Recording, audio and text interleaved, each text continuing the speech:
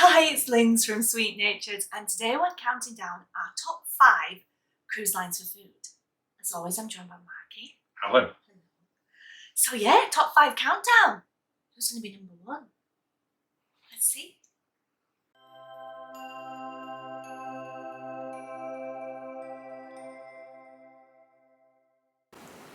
Hi, so this is our top 5 countdown for cruise lines. Obviously. Obviously. And they're based on cruise lines that we've actually been on. And restaurants we've eaten in. In restaurants we've eaten in. Which is a good way to review them, I feel. Who knew? So there are a couple of cruise lines that we've been on that we've not included because it's a top 5. Yeah, we didn't want to do a top 8, which seemed daft. Who does a top 8? So, number 5. Disney. Disney. So we have deliberated about this over the last few... couple of days. Yeah. But we were like, if we could get on a ship now, this afternoon, which ship would we go on for dinner? Which ones would we be happy to go? The reality is, any of the ones, including those that were not in the top 5. But which ones would we rather go to? Yeah. Disney came in at number 5. Number 5. There's a couple of reasons for this. Number 1, when we went on the cruise line, in the restaurants that are non-specialities, so artists, Animator's Palette, the main dining room, etc. Yeah, you were put with another family, and we like to sit by ourselves.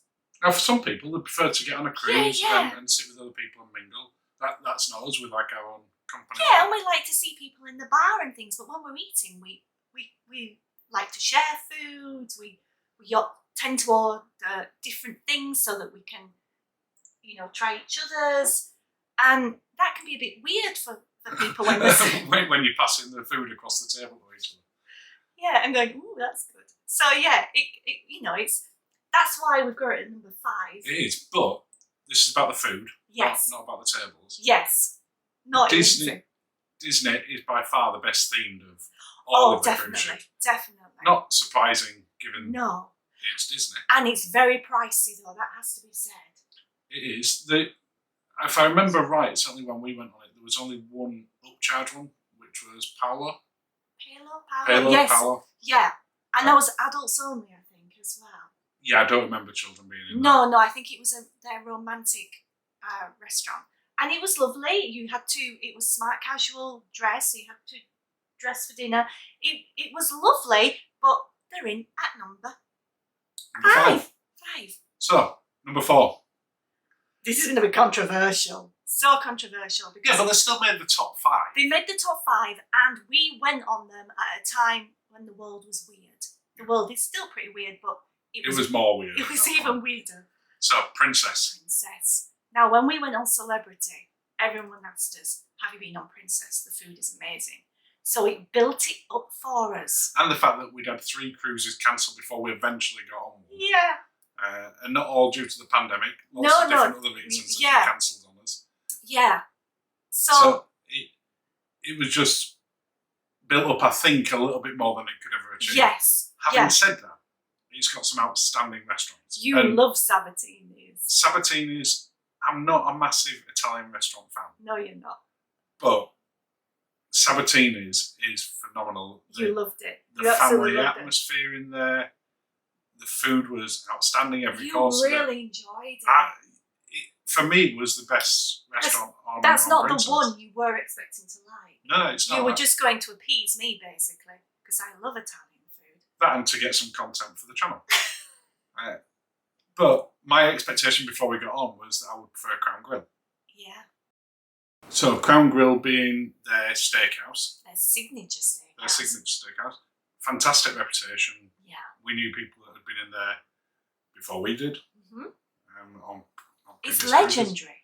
Cruises. It is. Unfortunately, on that night that we went, they weren't having the best nights, as we've already said. No. I will put a link down in this description down below. To our Princess review. To our Princess food review? Food review, yeah. Yeah, and it was cold. And not the food, just the whole... Yeah, the restaurant was frozen. It didn't have its best night, though. It didn't have its best night. However, that doesn't stop Princess being number 4. No. Because they also have another Italian classic, Alfredo's. There's not a speciality restaurant. No, it's a included in the price restaurant. But everyone seems to think it's a speciality when they first get on because, to be fair, it kind of looks like one. It's great. We loved it. We went twice on a 4-night cruise, and we would have gone again. To be fair, we were going at lunchtime. Yeah. Not in the evening. No. But the pizzas are fantastic there. So good. Throughout everywhere the service is going. I fancy pizza now, though, when you've said that. You know, yeah, but we haven't got an Alfredo's where we live. Maybe we need to have a word with Princess about franchising it into our sort of local town. It was so good for pizza. Everybody talks about MSC. We like the Princess pizza, and you can tweak them as well. Yeah. They also had club class dining as a separate to the dining room. Yeah. Which, again, fantastic service, really good quality food. Very similar to the main dining room. Yeah, but you were sectioned off a little bit, and for breakfast you were sat in a quiet area, straight through. Lovely. So Princess is up there. We are due to do Princess again, world permitting. Yeah. And hopefully, when we do maybe we do this as our 2021 top 5. Yeah. Next maybe time we'll do a 2022 top 5. But Princess, number 4. Number 4. Number 3. Who have we got number 3, Linz? Royal Caribbean. Oh, Caribbean. We'll just say Royal Caribbean for the sake of this and apologise to everyone else who calls it Caribbean. I'm so sorry. In my head, I sounded like Sue Ellen from Dallas, as it is. No, you didn't. Sound like Linzi from Yorkshire. Now, a lot of people might be fairly surprised that we put Royal Caribbean at number 3, especially above Princess. But the reality is, especially on the newer ships, the Oasis class, the Anthem class, they are really great foodie ships. And we went to Wonderland on Harmony of the Seas, and we still reference that. We were with a couple of friends, and we still reference that meal. Even now, we quote lines from the waiter. We loved it, and it's one that will stay with us for as long as we can remember. It's just for anyone who's not been to Wonderland's their experimental one, so you get them coming out and things are covered and then smoke comes off. It's like a trip down a rabbit hole. That's where the Wonderland bit comes from. Sorry, hole, not hole. And it's a you lost it there. It's a tasting menu you pick from each of the different courses. There's different elements. Now, most of the ones we're going to mention on Royal Caribbean are speciality restaurants. Yes, they are. Which means there's an upcharge. As there was for Crown Grill and Sabatini's at Princess. Yes. And I don't think there's any on this list that there wasn't an upcharge for. Now, you might say, well, therefore that shouldn't be as high up. But for us, we're going on a cruise ship, it's part of the holiday. We're happy we want to treat ourselves and feel that we're being spoiled. And also, like we say, have a nice date night. And sometimes that date night involves paying a little bit more. It does. So other restaurants that they've got on there, Giovanni's Table, again, an Italian, where I keep saying I'm not a big fan of Italian. This list is seeming to prove me wrong, and it appears I am a fan of Italian. I love Italian. I can't have the family platter as they bring it out for the starter, the appetizer, because it's got... It has anchovies. I was going to say that with an American accent then, and then I am so sorry. So, yeah, I am allergic to anchovies. And not just that I don't like them, I love them, they don't like me. You got that off your chest? Are you okay with that? So just in case you didn't pick that up, Linzi, not a massive fan of anchovies personally. I do like them. I like them. But Giovanni's is a more of a family style Italian restaurant. Yes. Again, like with Sabatini's. Lovely limoncello selection.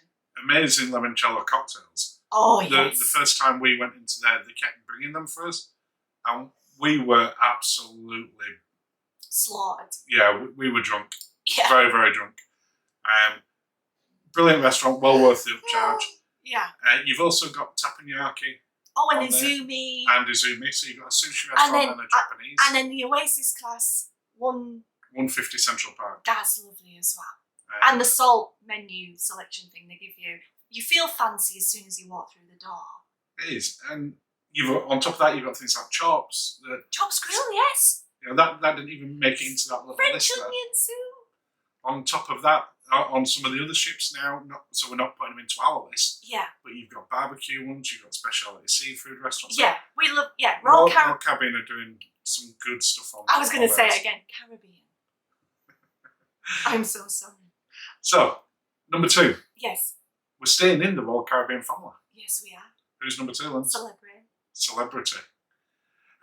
We've only been on Celebrity once. We were on it a long time though, because we went from we did transatlantic Southampton, and then went to Boston, and we pulled into Manhattan, and we went down to Bermuda, and then we went somewhere else. And then Fort Lauderdale. And then Fort Miami, Lauderdale. Yeah, Miami. Yeah. So we got a good trip on there, which meant we got to try everything several times. Yeah. And it still has, I think, your favourite of this type of restaurant on any other one. Which restaurant am I talking about? Murano indeed, Lindsay. if you're not British and you've never watched Shooting Stars, that has just done that to you. But Murano, the souffles. I think they actually just call it Murano. Murano. I think we do we just call it Murano? We call it Murano. I am so sorry. It's Murano. But they do tableside prep. Yeah, steak Diane, fabulous. Oh, amazing food. Souffles. The souffles are very, very good. And the lunch, because we did transatlantic, because we could go for lunch, we got it. We went for dinner and then we went for lunch as well, and that was a really good price. Yeah, really good. I can't remember for the life of me what the price was now, but if you were going to try it, the lunch is fantastic. I seem to recall it being about $15 a head, something like that. I mean, to be fair, you could have gone a lot of other places for free. Chocolate souffle for lunch, and then we had a sleep. So on top of your love for Murano, there's sushi on 5. Yes, and we did a cookery course as well, didn't we? And that is one thing that Celebrity do. I know a few other cruise ships have started it. That's one of the ones we've done it on. They did it on both the sushi and cuisine, which we'll come to in a minute. I just remembered where the other place was that it stopped. It was Nassau, because we did the chef's market thing. We did, where you got off with the chef. They went around the market. I think it's changed a bit now because of what they let back on the ship due to food standards. Was that hilarious? I mean, when we do sort of a live Q&A at some point, if someone chooses to ask us, what's your favourite ever excursion? I can tell you for definite right now, it's a chef's market excursion on Celebrity, and that's don't spoil it. Don't spoil it. Shh. When we get to 1,000 subs, you can ask us. So, sushi on 5, my favourite sushi restaurant on any show. But is that because we went for there was, as you can imagine, there were some very bouncy days on transatlantic, and I went a little bit mad on the chicken gyoza. Chicken gyoza? You know I'm so good with accents. So I did that, and then they came and saw me again after we'd had a meal there, and then we went on the cooking course, and then they said, today we're cooking chicken gyoza. Gyoza. Yeah, you went a bit green at that point, didn't you? But that's not to say it wasn't good. It was still fabulous. It was still fabulous. And you still are. It's still Now, we also on there did cuisine. Cuisine is their experimental one. Oh, fabulous. Now, they've changed that a little bit since we went on, because it's now Le Petit Chef. Where they project where they project down onto the screen. You've got an animated one. We loved cuisine. We did a cooking course in there. We did a cooking course in there. Yeah, I put my what should have been a wet thing in a dry thing. I'm talking about food here, not myself. You had that licked. I did, yeah. How fun. They charged us. I can't remember how much there was for the actual charge of the cooking course, but I ended up drinking more in the wine, so we were up. You personally were very up. I was taking the cooking course really seriously. You were taking the drinking of wine very seriously because it were really good quality. It was so good. It was so good. Was this wine they were serving us? But remember, Lindsay, this is the food. Oh, I'm so sorry. Yes. Not Lindsay drinks wine.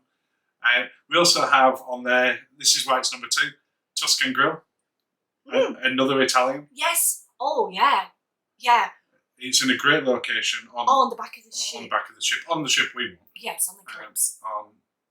And really great food again. Yeah. Lumine for sweet guests.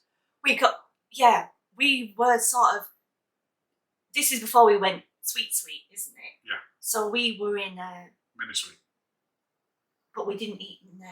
We were bad from in there. Were we bad in there? In which case, ignore Lumine. We can't count it for this list, but it has it. And it has blue for Aquacross as well. Yes. So we'll ignore both of those. Because we're going to do them once we get on either Beyond or Apex or...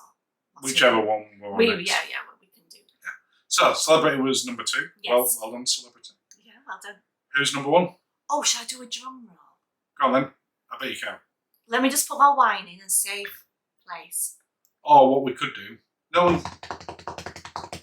That probably didn't get picked up, but if Linzi's drum roll did get picked up, number 1 is the brand new...